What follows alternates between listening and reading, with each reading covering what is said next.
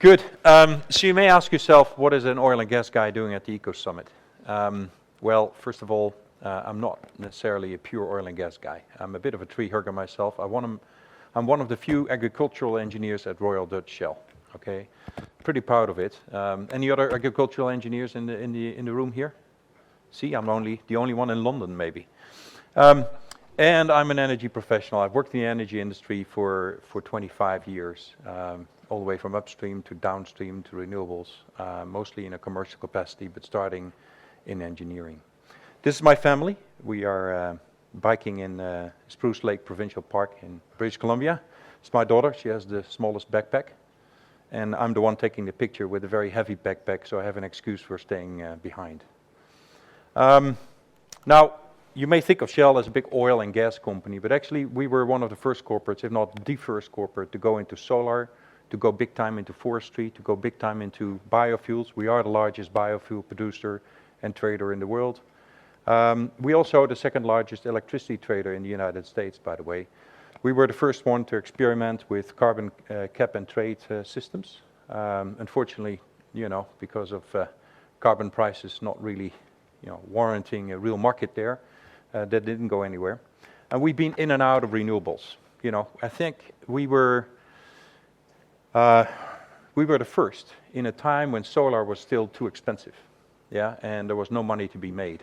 And so we pulled out, but we still have a large generation of people in Shell that, now that the market is ready, are very keen and experienced in doing this. So we are moving back into the renewable energy domain. We just set up a new energy business to sort of solidify that commitment on the 1st of September.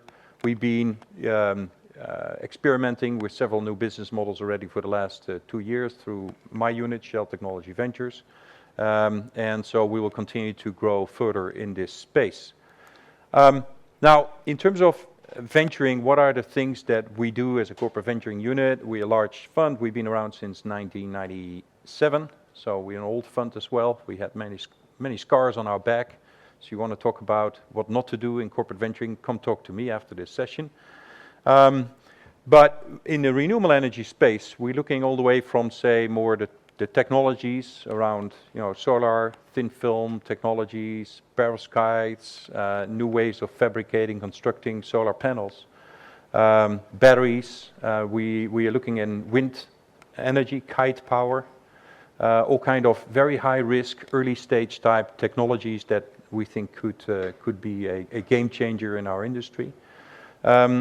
To more, say, the data analytics side of the business. We recently invested in a company called Sense out of Boston. They do load disaggregation at the home level, really making it possible for individual consumers and homeowners to look at their energy bill in a lot of detail in terms of which appliances are running, how much energy are they using, are there any abnormalities in the way they are running? Is one of these appliances going to break down anytime soon? And they do it at a very high frequency sampling level, providing a really, really detailed disaggregation of your power consumption, which is obviously interesting to us as we are also a trader and supplier of electricity in many markets. And then in between you have, innovations around power electronics, things more around distributed energy resources, and I've listed a couple of companies that are active in that space. You saw Sonnen present earlier. They're more of an integrator, combining the hardware with the software, and building communities. Those are all interesting concepts to us. Where are we? Well, we are here in Europe, out of the Netherlands. Although we have an office in London as well. We are building a capability in San Francisco, opening an office later this year. We have an office in Boston and in Houston, and then we are invested in several VCs as well. I think Set Ventures is here today. They're one of the, there you are, René, I didn't see you yet. Set is one of the venture capital firms we are invested in. We invested in about 5 or 6 of those, really as a way for us to understand what's going on in the market, to have some feeders on the ground. And Set is just around the corner from us, and their coffee tastes a lot better than at Shell. So these are the things we offer to the startups, but I think mostly we help the startups with scale up. Yeah, if you look at Shell, we may not be the greatest in the early stage stuff, but we are damn good at scaling stuff up because we know how big the energy industry is and what you need to do in order to bring something to a meaningful scale. And so an example of that is actually our investment in GlassPoint Solar out of the Bay Area. We originally discovered this opportunity, this company, back in 2010 when Chrysalix out of Vancouver was invested in them. And they were building a very small pilot plant at Barrier Petroleum in California for the use of steam out of concentrated solar in the oil patch. Basically what they do is they take solar, concentrate it, create steam from water, inject it into the oil field, and by doing so you create enhanced oil production, or EOR. Nice hybridization of renewable energy with oil and gas. So as a first investment in my fund, that was actually a good one to start with. So we followed Chrysalix in the B round. We then built a small pilot plant, slightly bigger than the one at Barrier Petroleum in Yamal in Oman.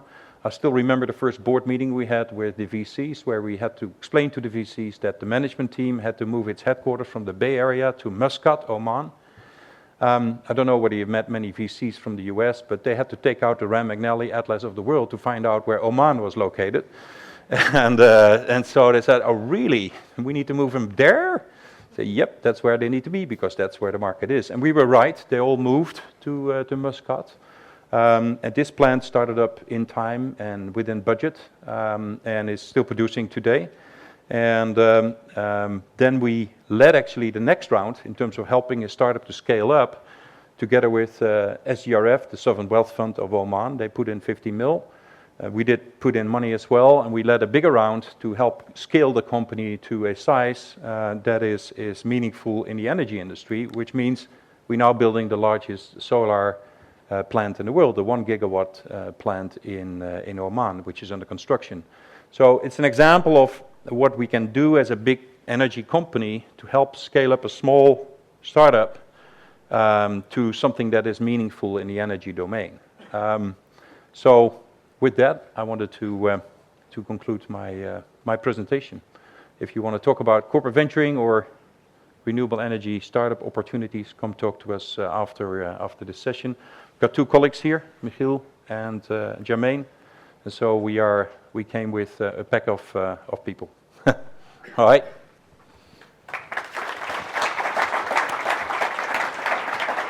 Thank you very much, Geert. I want to ask. Am I still your friend, or? Yeah, you are. You're very important now. I'm even losing my ideas.